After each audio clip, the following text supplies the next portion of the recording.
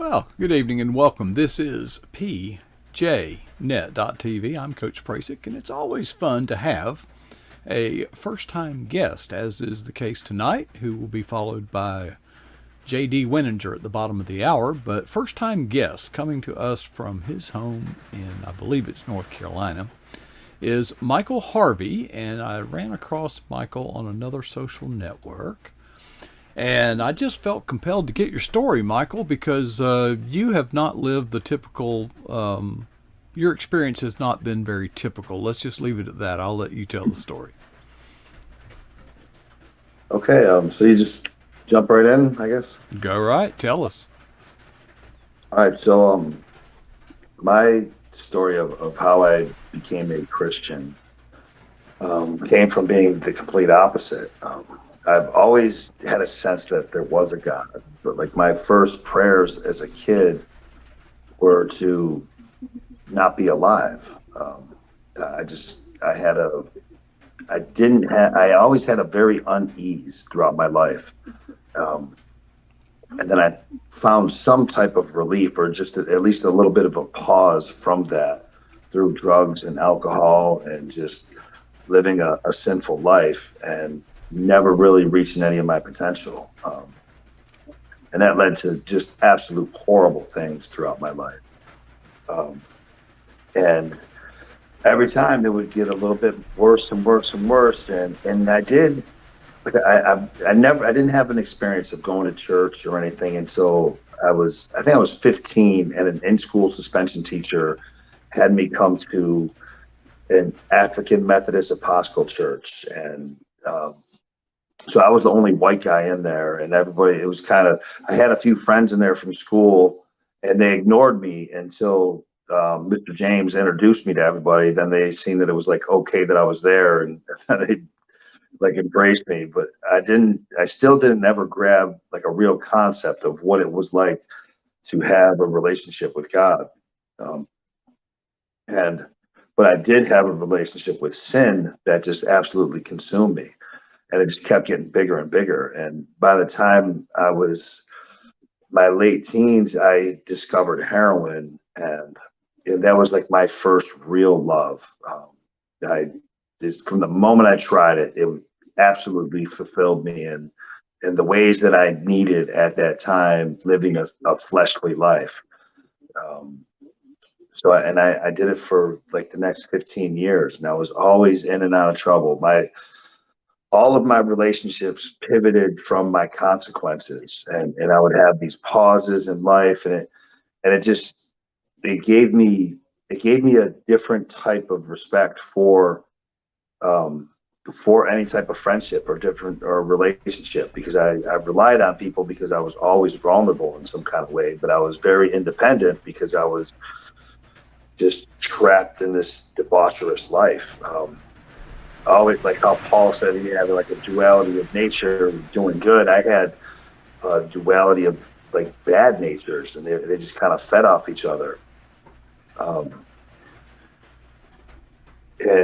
so the accumulation of all that just led nowhere. I ended up I came to North Carolina to like try a geographical cure because I was in and out of prison, always in and out of consequences. And the rest of my friends and the rest of the world were just going on. And every time I would leave, I would come back. It'd be, first it'd be like a year later, then it was 5 years later. And I couldn't catch up to the moment because I was always wanting to be where everybody else was at and having the same type of accumulative experiences that they had. But I wanted them now. I didn't want to live through it to get them, but I was always spending time in the ways that I deserved.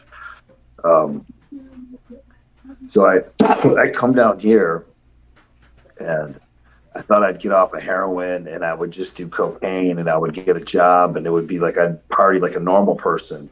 And that was like my rationale. Like I would just do cocaine like a normal person. So of course that didn't work, and I immediately started getting in trouble and stuff here, but I had a baby here. And that child like touched me and opened up a part of my heart that I didn't really have. And I never knew my real father. My mother was a teenager, couldn't handle me. I was taken away from her by the time I was 3. And my father was like in the military, and he'd never even seen me. When he found out she was pregnant, I don't know what exactly happened, but I know he was never a part of my life. And then finding out when I was older, I found out that he died when he was 22. So he was like, by the time I was getting taken away from my mother, he died.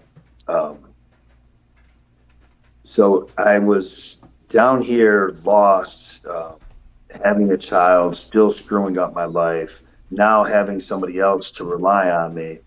And I came to this point to where, like, my life, I was absolutely unemployable. There was nothing I could do. I was untrustworthy. Everything about my life was toxic in some kind of major way. And I brought a girl home from a bar, and then we ended up going to a hotel room, and she overdosed and died. And it absolutely, like, I was already in a whole bunch of trouble, and then this, and it absolutely left me in the most hopeless state I could be. I just didn't know what to do for this girl and fulfill my selfishness at the same time. And I knew everything I was doing was wrong, but I could not find a right thing to do, because I was also not wanting to give up my own freedoms. Like, I knew the consequences that I was going to get for this were going to be heavy, and I just wasn't willing to do the right thing to face those consequences. And the more I did nothing, the deeper the hole I dug. And it ended up to where I got to this point where I was driving away. I was driving away, and I was going back to New York, just on the run, not knowing what's going to happen. But I knew life was over. And I got to this point where I was absolutely convinced the best thing I could do was to kill myself. I knew that was the way out, that I could just end this life and everything would be free. I would stop destroying the world, and I could just end my misery. And in that moment, God just opened something up in me, and he allowed me to see my life in a different kind of way. And it was like, for the first time, I was absolutely accountable, and I was able to just be in that moment. I wasn't in a few weeks from now. I wasn't in 5 years before. I was just right there, and I seen how I participated in every single thing that ever happened to me. And I just offered myself to God. It was like all these little prayers that I had before that I didn't understand or didn't know, turned into just, God, I'm done, have me. And by the time I got off that bridge, I knew a new type of life, and I knew a new type of serenity. And I ended up doing 9 years in prison after that. But I did them, and I experienced life in a different way. I didn't have the conflict with myself the way I've always had in my life. And it was really hard. I had 2 Rule 24 hearings, which are death penalty hearings. I had the entire world thinking horrendous stuff about the situation. And somehow I was able to get through each day and still become a positive influence in people around me. And I was that positive influence because I allowed myself to believe in God and to stand with that. Even though my situation was so terrible that it didn't seem like I deserved to have a freedom in any kind of way. And that was one of the biggest sinful things that always held me down, was I never thought I deserved to have the type of thing a godly person has. I was always stuck seeing myself in this little trapped conformed misery that I created with drugs and alcohol and a lack of actualization. And God just loosened that up in me and allowed me to be present. And I found that actually helping people in the type of situation that I am was a purposeful thing, and it was a worthy way of living. Even with nothing, I was finding some kind of joy. And I ended up, it took me 2 years to know how much time I was going to do. So after that 2 years of being incarcerated and being in some of the worst prisons in North Carolina, I knew that I had to do another 7 to get out. And I worried about my daughter and maintaining that relationship and her safety and stuff, but I didn't have to worry about my moments. I didn't have to worry about all of these other things that I was always obsessed with. And I got the liberty to, I was always a well-read person. I read everything I could get my hands on, every book. And I think reading allows us to open up a part of our mind that other things don't. And I think it's a special sign that God gave us his relationship through a book, because like we don't absorb any kind of information the way we absorb reading something. It taps into, it demands the aesthetic form of your mind to give yourself imagery that you don't see.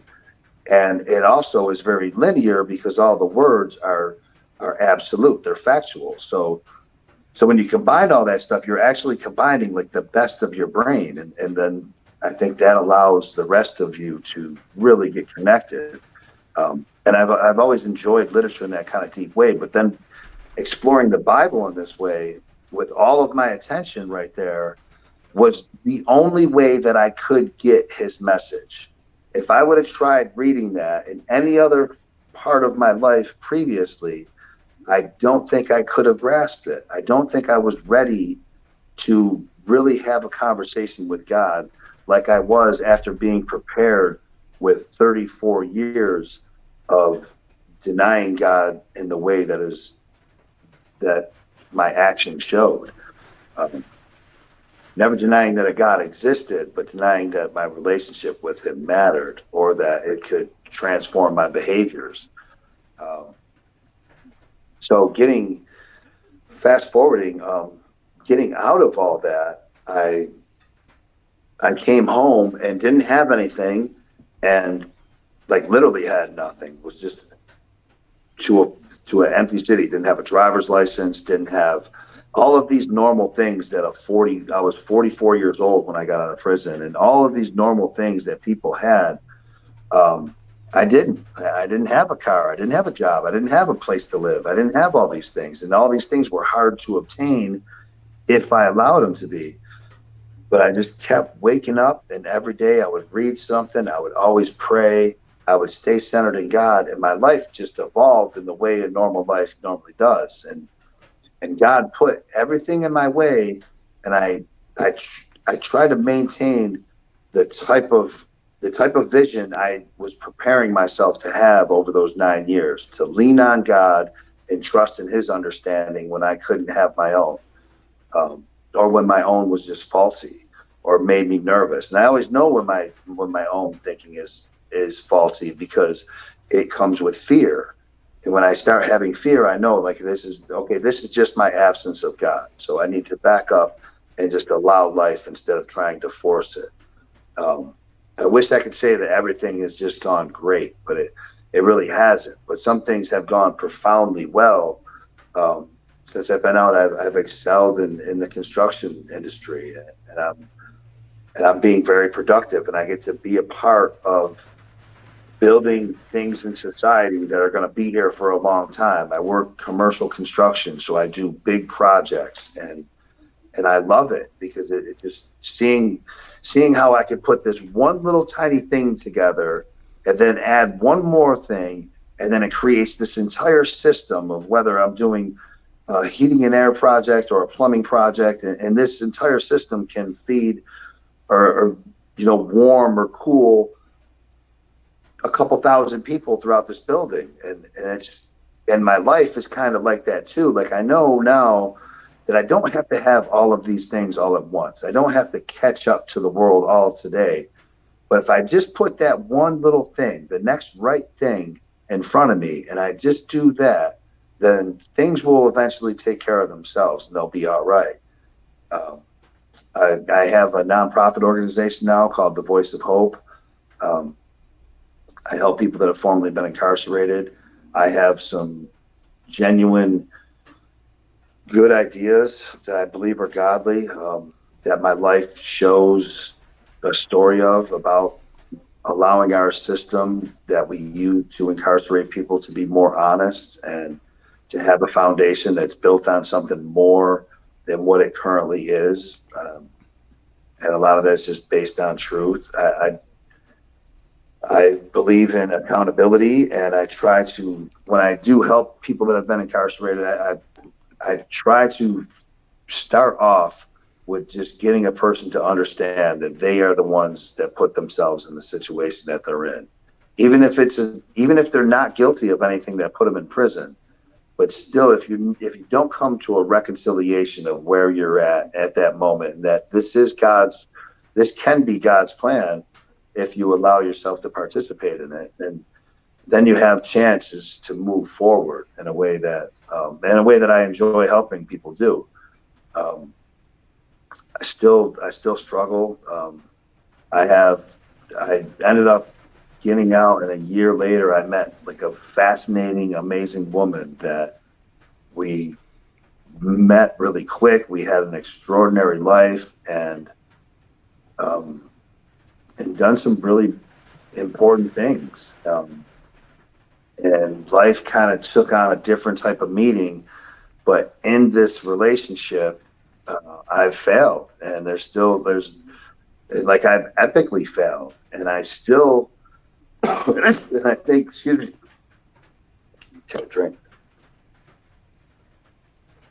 And I believe every time I take my ego back and I fail in a different way, I choose to allow that to be another example of how I can get closer to God and allow myself to be drawn to him with the burden of my sin.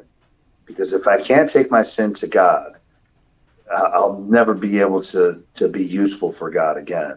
And the world, as I'm experiencing right now, the world will immediately reject and attack anything that they get a chance to, because that's what the world does. The world is represented by Satan. He's here to lie, kill, and cheat. And trying to remember that my role in helping the people that I help is very fragile, and there's all sorts of things that can ruin that really quickly, because there's trust issues, there's danger, there's all these things that make a person frail in that kind of unique criminal way. And I think God keeps revealing my own frailness in me by letting me do things that are sometimes just despicable. And I find myself on the other end of really atrocious behaviors sometimes, and know that I have to bring it back to God. And I also see that there's things that in my life that will reject me no matter what. And I have to remember that, because I will embrace these things if given the liberty of just entertaining that all things are good. All things are good for God, but that doesn't mean all things are good for Michael. And I don't need to invest and thin myself out in ways that trap me into a life that I can't really handle. And that's actually like right where I'm at right now. And I'm seeing the wheat getting separated from the tares, and the people that don't really know my spirit, or they just had an idea of my spirit, are pushing me off to the side. And I'm allowing myself to just be in the moment and know that like my life is going to continue to be righteous despite of any situation. And I know that only because God has got me through things that I don't know, that I wouldn't have been able to handle, because I was actually ready to kill myself. So I know I couldn't carry myself through that. So like them footprints in the sand, like I don't need God to tell me that was him carrying me. I felt his embrace, and it freed me in a way that was beautiful. And to me, that's what Christianity is. That's what Jesus Christ came here to do, was to reconcile us to God in a way that is not just a belief structure, but it is something that he, in the Old Testament, he kept saying that he would write his laws on our heart. And that's, to me, that goes beyond the commandments and all these things. And that is the spirit that quickens us. Mm-hmm. And those are the letters that are etched into us. And I think that was also significant, that he talks about how when God is when he's combining his essence with us, he is actually writing it on his heart. It goes back to like the word, and he spoke. And I don't know, but I guess that's it. My time looks like it's up according to I set a little timer on there. Is that? It was actually up some time ago, but you have grace operating in your favor, as you've indicated. But let me tell you about some grace tonight. Our next guest, Yes, J.D. Winninger, who comes on at the bottom of the hour, sent me a note saying how if we needed to go extra time to hear your story, Michael, he felt it was important that he shared. So our next guest has yielded some of their time to hear your story and get it out there. Michael, we are out of time, but I'm compelled to ask one question. Yes. There are many that I could ask, but as I'm listening to your story, you found God, from what I understood, at the bottom of the pit, and you were about to take your own life, and God intercepted you or something. Along the way, did you have people, Christians, coming alongside you, reaching out to you, and you just rejected and ignored them? Or were you on your own and had to find God out of that desperate moment?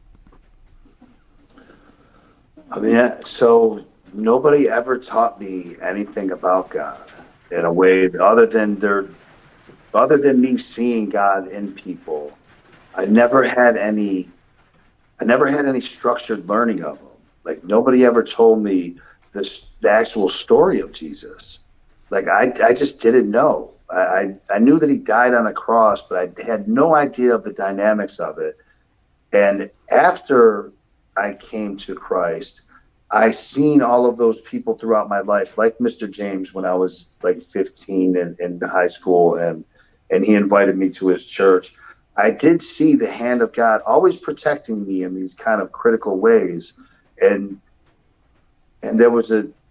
these people were always significant in a way that wasn't effective at the time, but these little seeds solidified my faith in a way that it was just like, oh my God, that's what it was. Like when you finally get it, when you finally get that piece to go in that hole, and that's how it came. I wish I would have acknowledged them at the time, but I know that wouldn't have conditioned me in the way that God needed my tool to be.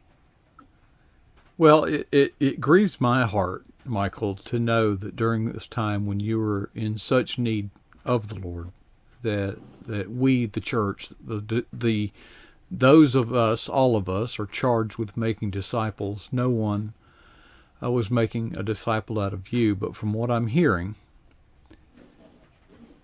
you have committed yourself to helping former inmates find Jesus. And hopefully you will stand in that gap when no one stood in the gap for you. And it impresses me much that you're doing that. I wish we had more time. Maybe we'll do this again and follow up. But Michael, what a story. And I'm sure there's a lot of plot twists in this journey of yours that span some 30 years of living like hell. Yes, sir. A lot of plot twists along the way that you had to skip over in the interest of brevity. But Michael, thank God that he is never any farther away than the reach of our hand if we'll just reach out, no matter how far down we've gone. And your testimony, your story bears truth to that testimony. And we appreciate you sharing with us tonight. Thank you for being here. Thank you for sharing, and thank you for your ministry as you discover God's purpose in your life. Thank you very much for having me. All right. Well, quite a story, wouldn't you say? Michael Harvey here on pjnet.tv. And we're not done, though, as good as that was. More is on the way. J.D. Winninger will be joining us momentarily. So while I'm scrambling around, getting everything ready for that, I would challenge you to ask yourself these two questions and answer yourself honestly. The first question is this: what is the boldest thing that you've ever done? for Jesus Christ? Second question is, how long ago was that?